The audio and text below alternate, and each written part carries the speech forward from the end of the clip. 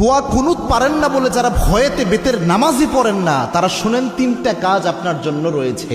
এই তিনটা কাজ করলে বেতের নামাজের পরিপূর্ণ সওয়াব আপনি পেয়ে যাবেন। সুবহানাল্লাহি বিহামদি। ইসলাম যে কত সহজভাবে আপনাকে সমাধান দিয়েছে কল্পনা করতে পারবেন না। এই যে বেতের নামাজে যে দোয়া কুনুতটা আমরা পড়ি, এটা কিন্তু অনেকের মুখস্থ হয় না, যার কারণে অনেক বড় দেখে অনেকে বেতের নামাজই পড়ে না যে আমি দোয়া কুনুত পারি না, আমি কী বা পড়বো। অথবা অনেকে এমন রয়েছে বেতের নামাজে দাঁড়িয়ে দোয়া কুনুতের সময় চুপ করে থাকে, একটা শব্দ করে না, এরকম আছে অনেকে। তো এরকম কোনোটাই মাধ্যমেই আপনার কিন্তু দোয়া কুনুতের যে হক এটা আদায় হচ্ছে না। এবং বেতের নামাজ এটা কিন্তু ওয়াজিব একটি নামাজ, এই নামাজকে আপনি ইচ্ছা করে ছেড়ে দিতে পারবেন না, এবং ওয়াজিব সবসময় চাইলে আপনি তরক করতে পারবেন না। এই জন্য বেতের নামাজ গুরুত্বপূর্ণ।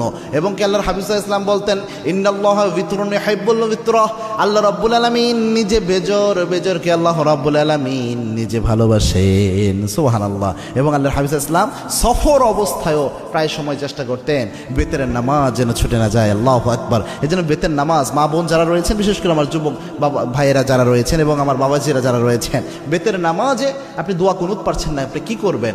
প্রথম যদি আপনি দোয়া কুনুত না পারেন তাহলে আপনি যে দোয়াটা পড়বেন, রব্বানা আতিনা ফিদ দুনিয়া হাসানাহ ওয়া ফিল আখিরাতি হাসানাহ ওয়া কিনা আযাবান নার।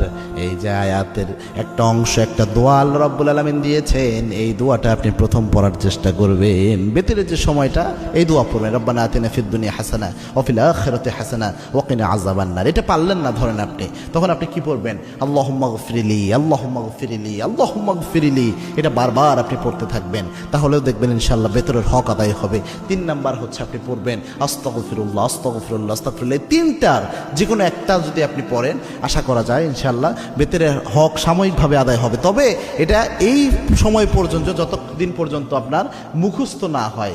আপনি চেষ্টা করতেছেন মুখস্থ করার জন্য, পাশাপাশি এটা দিয়ে চালায়া যাবেন, এটা আপনি সারা জীবন করবেন, এটা কিন্তু হবে না। দুনিয়ার সব আপনি মুখস্থ করতে পারেন, মাথায় রাখতে পারেন, আর যেটা মৌলিক একটা বিষয় ইসলামের, এটা মাথায় রাখতে পারবেন না, এটা কিন্তু হতে পারে না। এই জন্য চেষ্টা করবেন যত দ্রুত সম্ভব কয়েকদিন রিডিং পড়েন, রাতের বেলায় ঘুমানোর আগে দোয়া কুনুতটা রিডিং পড়েন, দেখবেন ইনশাআল্লাহ আস্তে আস্তে মুখস্থ হয়ে যাবে। আল্লাহ রাব্বুল আলামিন আমাদের আমল করার তৌফিক দান করুন। আল্লাহুম্মা আমিন।